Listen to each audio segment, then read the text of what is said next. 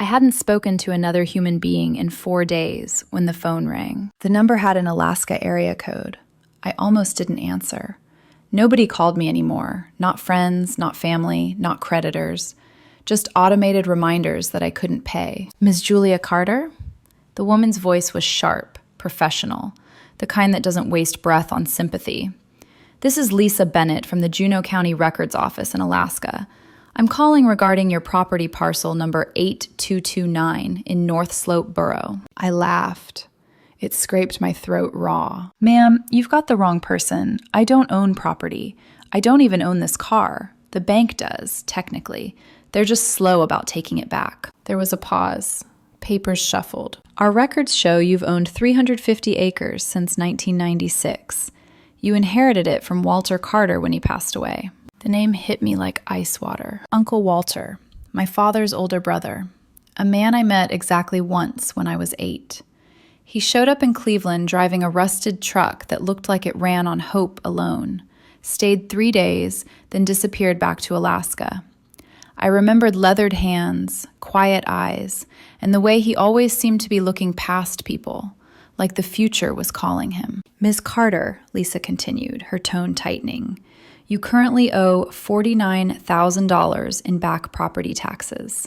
If they aren't paid by Friday, 5 p.m. Alaska time, the land goes to public auction. I stared at the $21 in my cup holder. You might as well tell me I owe $49 million. Another pause. Are you aware that Arctic Oil Corporation has been trying to contact you for 3 years? My fingers tightened around the phone. No one's been trying to contact me about anything. I've been living in my car for 7 months. Her voice dropped. Geological surveys indicate substantial oil deposits beneath your land. The mineral rights alone are valued between $19 and $23 million. The can of beans slipped from my hand, burst open on the floor mat, sauce splattering across my only clean shoes. I couldn't breathe. $23 million. 7 months earlier, my ex-husband, Christopher, and the woman he cheated with had stripped me of everything I'd built in 24 years. My business, my house, my reputation. $4.1 million gone with a judge's signature and a satisfied smile. And now this stranger was telling me I'd been rich the entire time. Sleeping in parking lots, showering at truck stops, eating from church food banks, while a fortune sat frozen under Alaska tundra. This has to be a mistake, I whispered. No mistake, Lisa said gently, but if you don't pay those taxes in 71 hours, you lose everything. Again. I looked at my reflection in the rearview mirror. Gaunt face, graying hair, a Goodwill shirt with someone else's initials. I looked like a woman who had lost everything. Apparently, I was also a woman sitting on top of millions, and I had 3 days to save it. Let me rewind, because that phone call didn't land on a normal life. It landed on the wreckage of one. My name is Julia Carter. I'm 49 years old, and for most of my adult life, I was the kind of woman people pointed at when they wanted to talk about work ethic and building something real. Not glamorous, not trendy, but solid, reliable. The kind of success you earn with bruised knuckles, early mornings, and a stomach that learns to live on coffee. 24 years ago, I started Carter Climate Control with $800 I'd saved from construction work, a used van that burned oil like it was thirsty, and a toolbox my father had left behind when he died of a heart attack at 51. I was 27 then, married for 3 years to Christopher, and stupidly hopeful that love and loyalty were the same thing. Christopher worked as a dental assistant back in those early years. His paycheck kept the lights on, while I took every job that paid, even the ones that made me question my sanity. Unclogging drains at 3 a.m, crawling into flooded basements, fixing dead air conditioners in the thick Ohio summer heat, while sweat dripped into my eyes and my hands shook from exhaustion. Sometimes I'd stumble home after midnight, smelling like metal and sweat, and Christopher would wrinkle his nose and say, "You smell like sweat and ducts." But back then, he'd say it while reheating dinner he'd kept warm for me. Back then, it sounded like partnership. By year 6, I had 4 employees. By year 11, I had 15. Carter Climate Control became the name businesses trusted in Cleveland. Maintenance contracts with office buildings, restaurants, shopping centers, even the regional medical center. I wasn't a genius. I was just relentless. I answered every call. I honored every contract. I treated every broken furnace like it was the most important job in the world. And somewhere in the middle of building that life, we had the twins, Sophie and Rachel. When they turned 6, I bought our first real house in Shaker Heights, a proper home with a yard and a playset, not the cramped apartment where Christopher and I had started out. The house eventually became worth $900,000, decorated exactly the way Christopher wanted. He quit working when the girls started elementary school, saying he wanted to focus on being a full-time parent. I never questioned it. Why would I? We were building a life together. Or at least, I thought we were. Our routine had a rhythm that felt like stability. I left at 5 a.m., kissed Christopher while he slept, then headed to the shop. He got the girls ready for school, managed the house, handled our social calendar.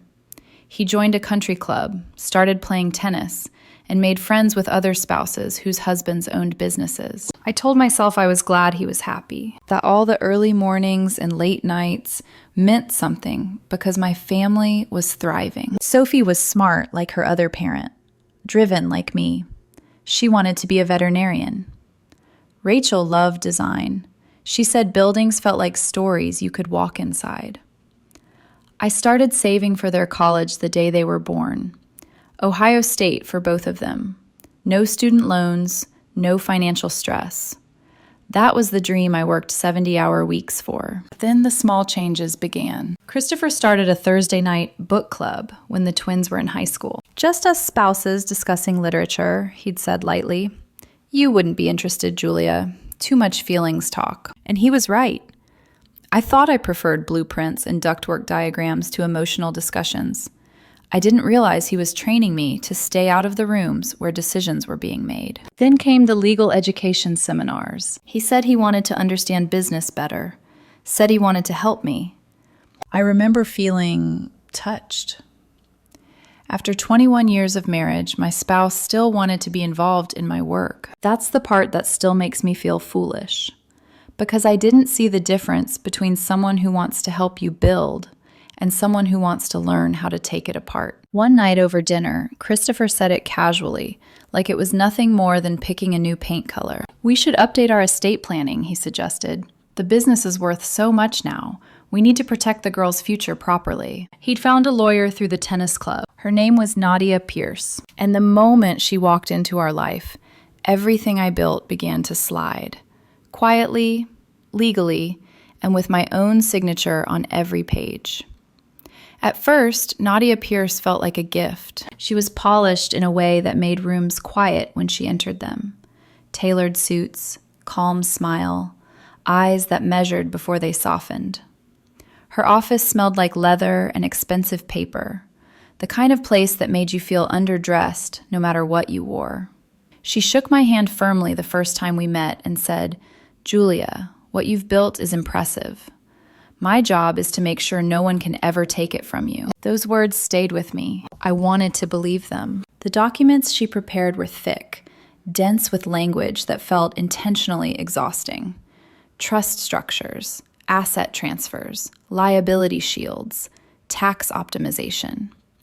Christopher had already read everything, little sticky notes marking where I should sign. "It's just paperwork," he said gently when I hesitated. "Nadia explained it all. This protects us if the business ever gets sued, keeps personal assets separate." Nadia nodded smoothly. "This is what sophisticated business owners do, Julia. You're just catching up to your success." I signed. Of course I did. This was my spouse of over 20 years, the parent of my children, the person who had stood beside me when I had nothing but a van and a toolbox. Why wouldn't I trust him? After that, Nadia became a regular presence. She stopped by the house to drop off additional documents. She came to our 4th of July barbecue with a bottle of wine that cost more than my first month's rent back when I'd started the business. She laughed at my jokes, asked detailed questions about Carter climate control, complimented my grilling. "You should teach business classes at the community college," she said once, standing in my backyard, sipping my beer. "From nothing to millions, that's the real story people need to hear." I liked her. That's the part that still makes my stomach turn. Slowly, almost invisibly, things began to shift. Christopher started talking differently about my business instead of our life, about how hard it was to live in my shadow, about how lonely it felt being married to someone who was always working. I felt guilty. I tried to compensate, took weekends off, came home earlier when I could, brought flowers on random Tuesdays. It never seemed to be enough. Then came the suggestion that still echoes in my head. "You know," Christopher said one night, swirling wine in his glass, "it might make sense for me to hold majority ownership, for tax purposes, just on paper. It protects the company." Nadia backed him up effortlessly. "It's common in family-owned businesses, especially when one spouse isn't directly exposed to operational liability." I didn't like the idea, but I also didn't want to look ignorant or controlling or paranoid, so I signed again. Around that time, I noticed small things I brushed off because I was tired. Whispered phone calls that ended when I walked into the room. Laptops closed a second too quickly. Christopher suddenly knowing details about the business I hadn't told him yet. The girls noticed too. "Why is Aunt Nadia always here?" Rachel asked once, half joking. "She's just our lawyer," Christopher replied smoothly. "Helping Mom." Helping. That word started to feel strange. The air in the house changed. Conversations felt staged. Laughter felt timed. Christopher dressed better when Nadia was around, sharper, more deliberate. I told myself I was imagining it, that 24 years of marriage deserved more trust than suspicion. The last normal day came quietly. It was a Tuesday in April. I kissed Christopher goodbye, went to work, solved problems, signed paychecks, came home to a house that smelled like roast chicken. We watched television, talked about Sophie's veterinary school applications, went to bed at 10:30, just like we had 1,000 times before. The next morning, my foreman Gary met me at the shop door. His face told me everything before he handed me the envelope. "Some lawyer-looking woman dropped this off," he said. Said it was urgent. Inside were 67 pages that rewrote my life. Divorce papers. Allegations I didn't recognize. Accusations that turned me into a stranger on paper. A version of me that was cold, manipulative, financially abusive. I drove home, breaking every speed limit. The house was too quiet. And when I stepped into the kitchen, I saw them, sitting at the table where my daughters had eaten cereal for 19 years. Christopher and Nadia holding hands, waiting for me. That was the moment I realized the danger hadn't arrived suddenly. It had been planted carefully, watered patiently, and grown right under my feet. I remember the sound before anything else, the refrigerator humming, the wall clock ticking, the faint scrape of a chair leg as Nadia adjusted her seat, comfortable, like she belonged there. My kitchen, my table. Christopher didn't stand when I walked in. He didn't look guilty. He looked prepared. "Hello, Julia," he said evenly, the way someone greets a coworker they've already filed paperwork against. "We should probably talk." I dropped the envelope onto the table. The pages fanned out like evidence at a crime scene. "What is this?" My voice shook despite my effort to steady it. "Tell me this is some kind of mistake." Christopher sighed, slow and practiced. "It's the end of pretending." Nadia didn't say a word. She just watched me, eyes sharp, assessing, like this was a deposition, not the collapse of a marriage. "Sit down," Christopher added. "Let's discuss this like adults." I stayed standing. My legs felt hollow, like if I bent them, I wouldn't get back up. "How long?" I asked, looking at him. Only him. "How long has this been going on?" Nadia opened her mouth. I raised a hand. "I'm not talking to you," I said, my eyes never leaving Christopher. "How long?" He lifted his chin. There was something like pride in the movement. 19 months. The room tilted. 19 months, I repeated. the number echoing uselessly in my head. Nadia helped me understand my value, he continued. What I actually deserve. That was the first cut. Then he added, casually, the girls know. We told them last week. They understand. That was the second. I felt it physically, like air being punched out of my chest. They've seen how you prioritize work over family, he said, for more than 20 years. Sophie and Rachel, my reason for everything. Had known for a week while I kissed them goodbye, went to work, planned their futures, completely blind. Get out, I said, finally turning to Nadia. Get out of my house. She stood slowly, smoothing her jacket. Actually, she said calmly, this is Christopher's house. My heart slammed against my ribs. What? You signed the documents, she continued, pulling out her phone, swiping with infuriating ease. Asset restructuring, 7 months ago. She turned the screen toward me. My signature. I knew it instantly. The careless flourish I used when I trusted the room. You transferred majority ownership to Christopher, she said. It's legally his. I felt something tear. Not loudly, quietly, internally. The business is mine, I said, grasping for something solid. I built it from nothing. 53% belongs to Christopher, Nadia replied. You agreed to it, page 12. For tax purposes, Christopher added quickly. You said it made sense. I remembered the night, the wine, the fatigue, the way he'd touched my arm and said, trust me. The third cut was the deepest. You planned this, I whispered, looking at Christopher. Every document, every signature. I planned my freedom, he corrected. 24 years of watching you come home filthy, pretending to be proud. Do you know what people at the club called you? I didn't answer. Julia the furnace woman, he snapped. And I had to smile and defend you like that was success. I felt heat rise behind my eyes, but no tears came. I built everything for us, I said. For you, for the girls. You built it for your ego, he shot back. Playing successful businesswoman while you were really just a glorified maintenance worker. I looked at Nadia then. Really looked. Her watch, her calm smile, the certainty of someone who had already won. You're my lawyer, I said hoarsely. This is a conflict of interest. I'm Christopher's attorney for the divorce, she replied smoothly. Our personal relationship is separate. We've been very careful. Careful? That word would haunt me. I walked out of my own kitchen without another word. By afternoon, I was sitting in another lawyer's office, Stephen Rodriguez, recommended by my accountant. He read silently for a long time. Then his face changed. Julia, he said gently, these documents are ironclad. That isn't a legal defense. 9 months of legal warfare followed, and by the time the judge finished reading the final ruling, the woman I used to be no longer existed. Shock doesn't arrive like an explosion. It seeps in quietly, filling spaces you didn't know were hollow, until suddenly everything echoes. For days after that kitchen confrontation, I functioned on instinct alone.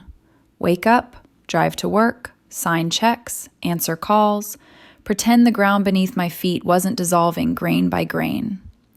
My body moved through routines it had memorized over decades, even as my mind lagged behind, tripping over words like divorce, betrayal, majority ownership. At night, I lay awake beside a man who no longer touched me, staring at the ceiling, replaying every moment of the past 2 years like surveillance footage. Every document, every reassuring smile, every time Christopher had said, "This protects us." I kept asking myself the same question over and over. What did I miss? Had I been arrogant? Too focused on work? Too confident that loyalty was permanent once earned? I picked myself apart with a precision that bordered on cruelty, because blaming myself felt safer than accepting the truth. That someone who had shared my bed for 24 years had calmly dismantled my life. The first court hearing arrived faster than I was ready for. Christopher sat across from me, flanked by Nadia's law partner, looking composed, polished, like a man who had rehearsed grief and found it unnecessary. When our eyes met, there was no hesitation, No apology, just distance. I wanted to scream. Instead, I sat still. The accusations came one by one, read aloud in a voice that didn't care whether they were true. Financial manipulation, emotional neglect, hidden assets, a documented pattern of control. I felt like I was listening to a stranger's biography. When it was my turn to speak, my mouth went dry.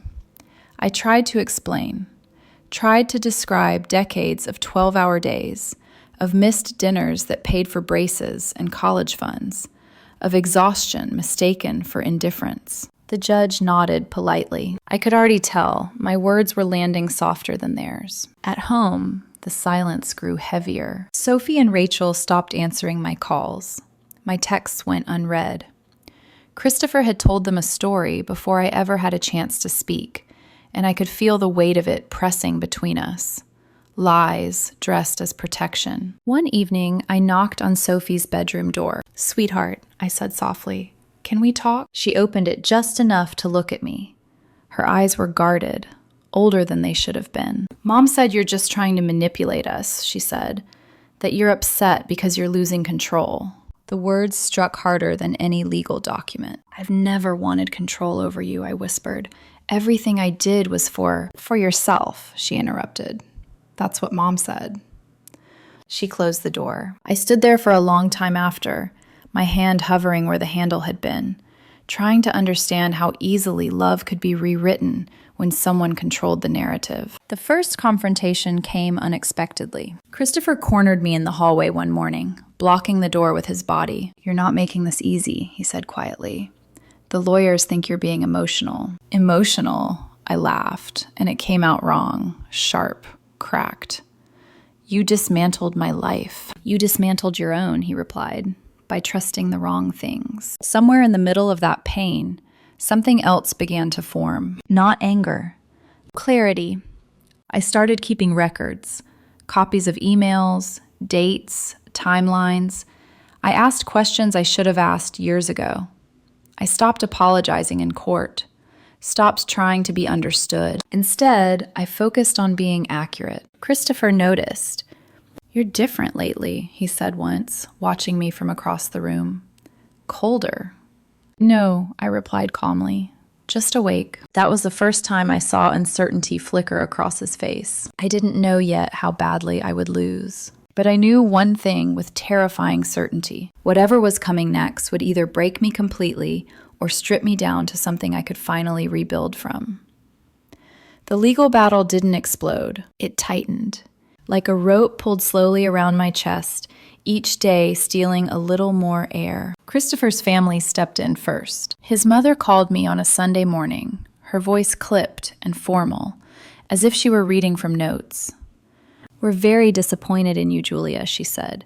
"We never imagined you'd put Christopher through something like this." I laughed softly, a sound that surprised even me. "I didn't file for divorce. I didn't move a lawyer into my house. I didn't lie to my children." "Well," she replied, unimpressed, "Christopher has always been sensitive. You've always been intense. This outcome doesn't shock us." After that call, the rest followed like dominoes. His sister unfriended me on social media.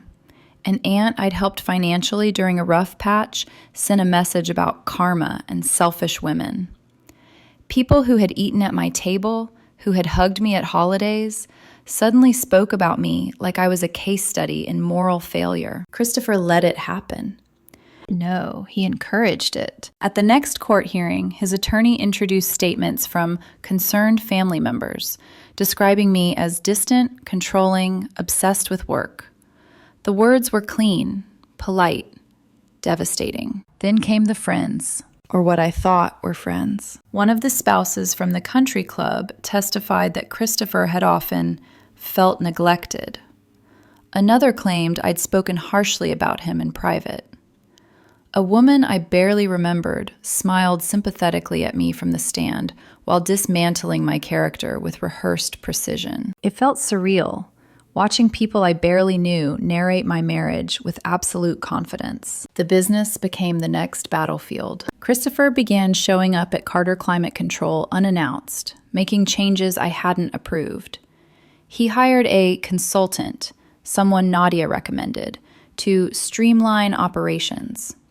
Within weeks, long-standing contracts were being renegotiated. Employees who had been with me for over a decade suddenly avoided eye contact. One afternoon, Gary pulled me aside, his voice low. "They're telling people you're unstable," he said, "that the business will be safer without you." I nodded. I already knew. The forensic accountant arrived like a surgeon with bad intentions. They combed through years of records, pointing to discrepancies that looked damning when stripped of context. Timing differences, delayed reimbursements, vendor credits misunderstood on purpose. None of it was fraud, but it looked like it. And in court, looking guilty was often enough. The judge listened politely while their experts spoke.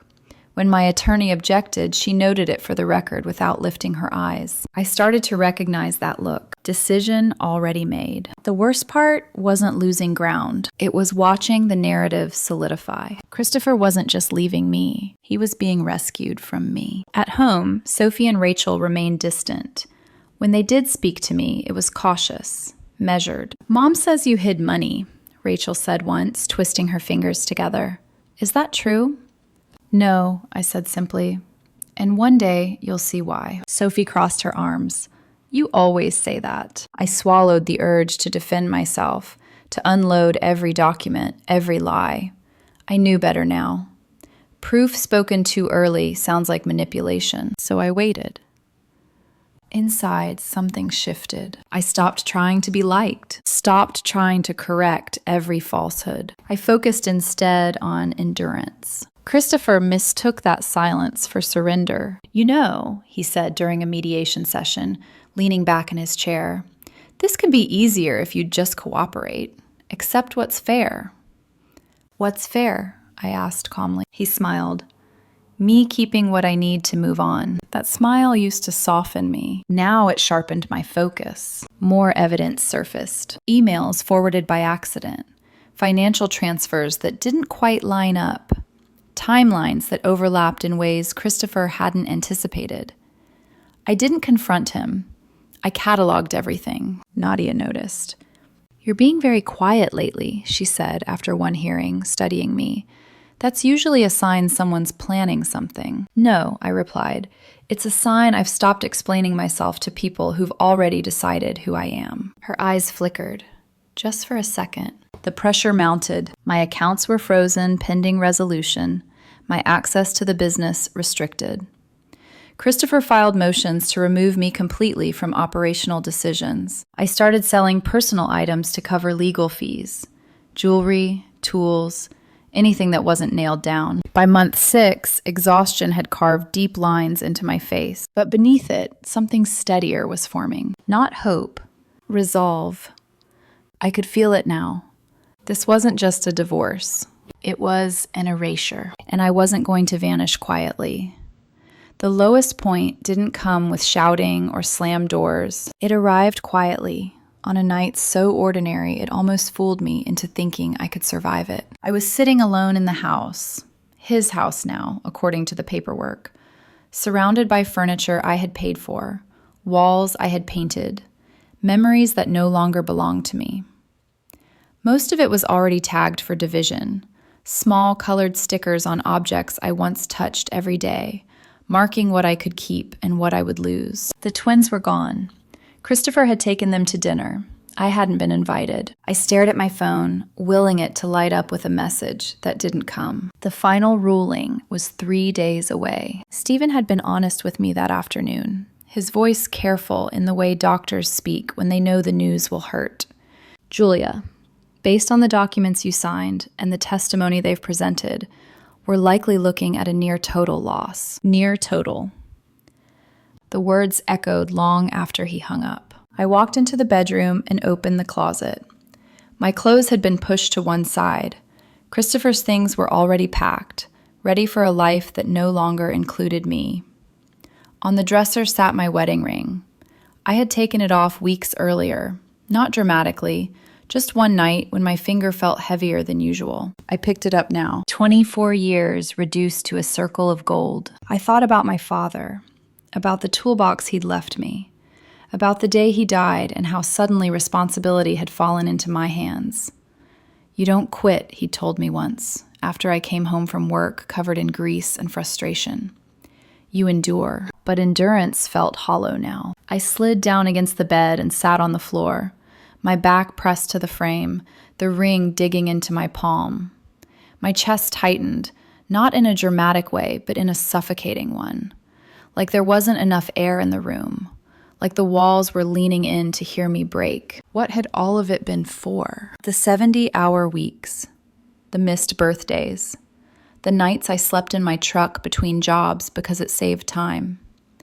I'd built everything for my family, and now that very devotion was being used as evidence against me. I thought about Sophie and Rachel, about how they wouldn't look at me, about how they believed I had stolen from their other parent. The shame was heavier than the fear. For the first time since this began, the thought crept in, quietly, dangerously. Maybe they'd be better off without me. It scared me how calm that idea felt. I didn't cry. I just sat there, numb, listening to the house settle around me, like it was preparing for my absence. Sometime after midnight, my phone buzzed. A message from an unknown number. "Enjoy being broke," it read.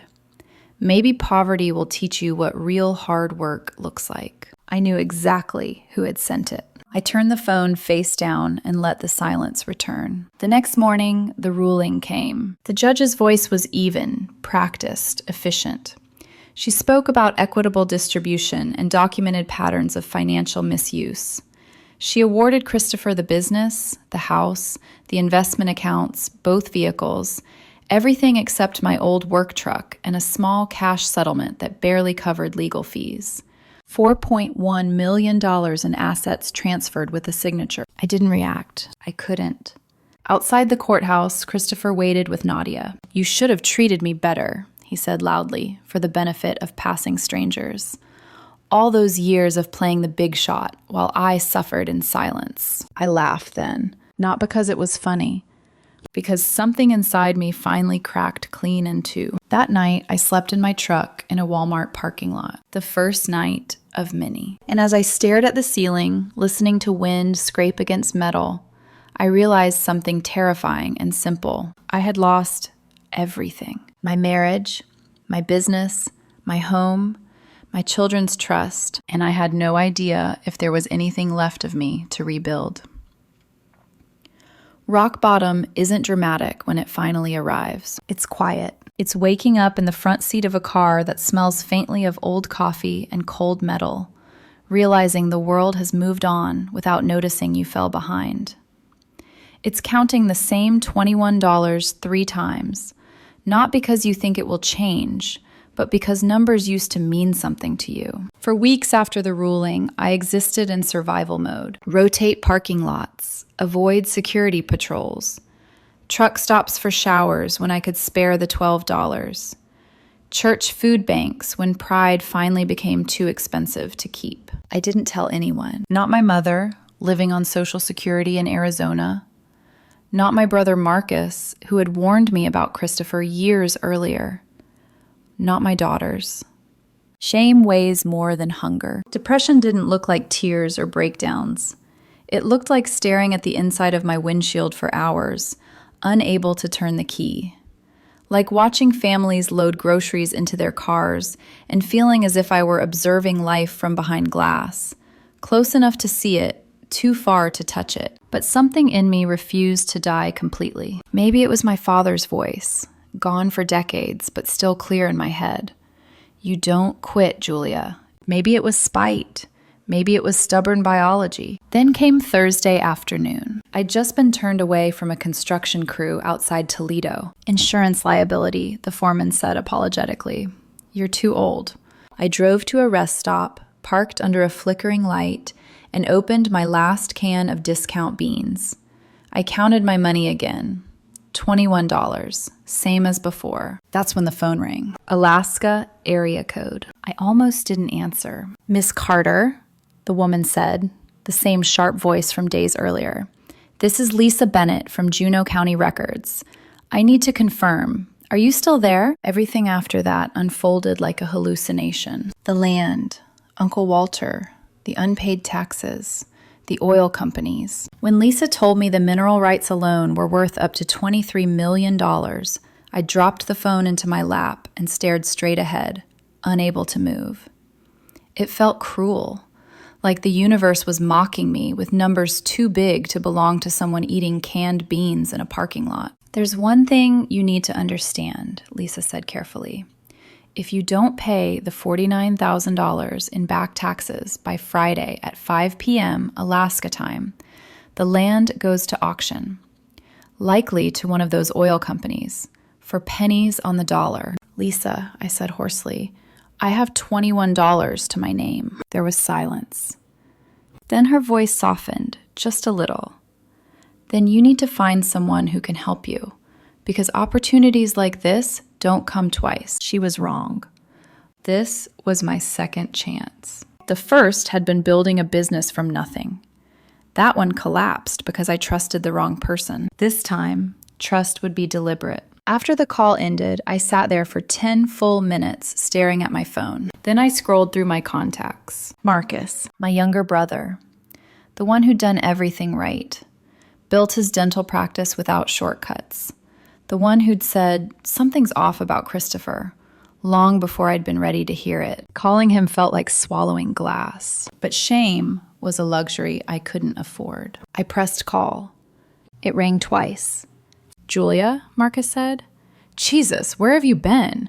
I've been trying to reach you for months." "I need help," I said. The words scraped my throat raw. "Not for me, for Dad's memory, for Uncle Walter." "How much?" he asked immediately. No lectures, no judgment. 49,000, I said. "I can explain, but I need it by Friday, or I lose something worth 23 million. There was a pause. "Where do I send it?" Marcus said. That was the moment I understood something fundamental. Christopher had taken my past, but my family, real family, was still intact. And this time, I wasn't standing alone. Thursday morning, I walked into the Juneau County Records office wearing my only clean Goodwill shirt, my hands shaking as I held a cashier's check for $49,000. Lisa Bennett looked exactly like her voice. Sharp eyes, controlled posture, the kind of woman who had seen every version of desperation and success pass through her office. She took the check, inspected it once, then stamped the receipt with a firm, final motion. "You cut it close, Ms. Carter," she said. "The auction was scheduled for tomorrow at noon." Relief hit me so fast, my knees nearly buckled. "And," she added, sliding the receipt back toward me, "you should probably start answering your phone. It hasn't stopped ringing since the lien cleared." As if summoned by her words, my phone buzzed. Unknown Alaska number. "Miss Carter, this is David Morrison with Arctic Oil Corporation. We understand you've cleared the tax lien on parcel 8229. We'd like to discuss purchasing the mineral rights." 90 minutes later, I was sitting in a Denny's off Highway 2, the cheapest place within walking distance, across from 4 executives in tailored suits who smelled like money and urgency. I hadn't showered in days. My hair was pulled back with a cracked elastic. I looked like someone who should have been ignored. Instead, they watched me carefully. Because the power had shifted, Morrison went first. "Our surveys indicate approximately 53 million barrels beneath your land. We're prepared to offer 24 million for the mineral rights. You retain surface ownership." Patricia Chen from Northern Energy scoffed softly. 27 million, paid immediately, no conditions. The third executive waited. Robert Martinez from Summit Petroleum. Calm, patient. When he finally spoke, the table went quiet. "Your uncle's land sits between our active fields," he said. "Whoever controls it controls future development. You can name your price." I didn't hesitate. 35 million, I said. 3% royalties. 11 million wired within 72 hours. Robert smiled. "Deal." We signed the preliminary agreement right there, in a sticky vinyl booth, while truckers ate pancakes around us. The biggest deal of my life happened under buzzing fluorescent lights. Friday afternoon, Marcus arrived from Michigan. When he saw everything I owned stacked inside my old Honda Accord, he didn't say a word, just pulled me into a hug so tight it broke something loose in my chest. "You should have called sooner," he said quietly. "I know," I replied. I was wrong. Saturday at 1 p.m., the wire hit. $1,000,000. Viens 10,000. The bank called 5 times to confirm it was real. My first purchase wasn't a car or a watch. It was a clean room at a Holiday Inn. I stood under hot water for over an hour, washing off months of dirt, fear, and humiliation. When I looked in the mirror afterward, I barely recognized myself, but for the first time in a long while, I looked alive. I called my daughters that night. Sophie answered cautiously, "Mom, if you're calling for money—" "I'm not," I said gently. "I just wanted to tell you I love you." There was a pause, then a small, broken sound on the other end. "Dad," she corrected herself, then whispered, "Were you really living in your car?" "Not anymore," I said. "But even then, you and Rachel kept me going." We talked for 90 minutes. Rachel joined. They asked questions. Not accusations, questions. Cracks had started forming in Christopher's story. Nadia living at the house, financial decisions that didn't make sense, contracts falling apart. "Can we see you?" Rachel asked. "Anytime," I said. Monday, I met with one of the best law firms in Cleveland, not to seek revenge, but protection. The senior partner, Elena Rodriguez, read my divorce decree and shook her head slowly. "The irony," she said, "because everything was finalized before this income existed, your ex-husband has zero legal claim to a single dollar. Christopher had taken everything I had, and in doing so, had legally cut himself off from everything I would ever gain." The fallout came quietly after that. Carter Climate Control was listed for sale within months. Contracts disappeared. Employees left. Gary told me Christopher replaced him with a consultant who'd never held a wrench in his life. Nadia vanished just as efficiently. 4 months after the divorce, she left Christopher for another wealthy client. Not long after, federal investigators uncovered a pattern. 6 similar cases over 8 years. Hidden accounts, offshore transfers. She was disbarred, arrested, sentenced. The judge who ruled against me resigned shortly after, under investigation for suspicious campaign donations. I watched it all from a modest condo I bought in Denver. Nothing flashy, just quiet, safe. I didn't celebrate. I didn't need to, because the truth had done what I never could. It returned everything that mattered, without me having to lift a hand. The money changed my circumstances. It didn't change who I was. I paid Marcus back first. $1 million, 20 times what he'd given me, without hesitation. He tried to refuse it. I didn't let him. "You didn't just lend me money," I told him. "You kept me alive." I bought a modest 3-bedroom condo in Denver. Nothing dramatic. No gates, no marble floors. After 7 months in a car, a place with a working shower and a quiet kitchen felt like a palace. I furnished it simply: a real bed, a couch, a table where I could drink coffee without balancing it on my knee. 3 weeks later, Sophie and Rachel visited. They stood in the living room, looking confused. "Mom," Sophie said, "you have $35 million. Why live like this?" "Because I learned the difference between having money and trying to prove you have it," I said. "Your other parent and I lived for appearances. Look where that led us." Over time, more truth surfaced. Contracts lost, lies that didn't line up, stories that unraveled under their own weight. The girls didn't rush to judgment anymore. They listened. We rebuilt, slowly, honestly, without rewriting the past. I didn't feel satisfaction when I heard Christopher was struggling. Only clarity. Greed destroys everything it touches. With $6 million, I started the Walter Carter Foundation, named for the quiet uncle I barely knew, who paid taxes on frozen land for decades while the world laughed at his patience. We help divorced women and men rebuild, legally, financially, emotionally. Temporary housing, job training, counseling. The things I needed when pride nearly killed me. Our first case was a contractor living in his van with 2 kids. "Why help someone you don't know?" he asked. "Because someone I barely knew once helped me," I said. Years later, my daughters graduated debt-free. Sophie became a veterinarian. Rachel became an architect. They visit often now, sometimes bringing boyfriends I pretend not to interrogate. We laugh, we talk, we heal. On my desk, I keep 3 photos. My daughters at graduation, my father, gone too soon, and Uncle Walter beside his rusted truck, me standing next to him with fishing poles. On the back, he'd written, "Family grows richer with time." The $35 million didn't save me. Losing everything did. It taught me that real wealth isn't money, it's freedom. The freedom to walk away without bitterness, to rebuild without revenge, to help without needing credit. I framed the receipt for that $49,000 tax payment.